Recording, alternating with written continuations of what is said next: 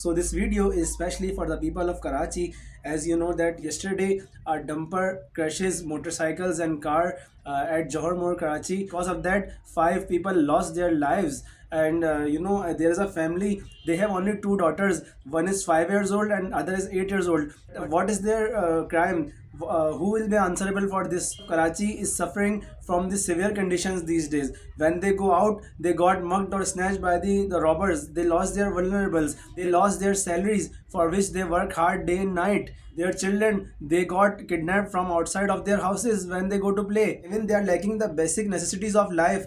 They have shortage of water, they have shortage of gas. Karachi is the business hub of Pakistan, and this is not the case of a single day. Every day, dumpers, trucks, buses and trawlers, they murdered many people in Karachi, and the drivers walk away easily. The drivers know that there is no rule of law. Where are the authorities? Where are the security institutions? Where are those who claim that they have mandate in Karachi? So who will answerable for this?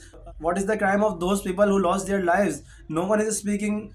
They all are part of this system. We have to change this system. Once Allama Khadim Hussain Rizvi Rahmatullah Alayhi said, the system runs from upwards to downward. If a person's brain is working correctly, he will not do such activity as of insane. As a social media activist of Tehreek-e-Labbaik Pakistan, I strongly condemn this brutal murder of our people of Karachi, and I request all the people of Karachi to join hands with Tehreek-e-Labbaik Pakistan, as our Amir Allama Saad Hussain Rizvi said in his first speech, that we will always stop the hand of the oppressor and we will always support those who are under oppression. People of Karachi should keep in mind all these tragedies which are happening in Karachi. When you go to vote someone, you have to keep in mind all the sufferings of Karachi. Where are the MNAs? Where are the MPs? Where is the Sindh government? I request all the people of Karachi to raise their voices and speak up against this tragic murder of our people, because today it's someone else, tomorrow it can be any of us.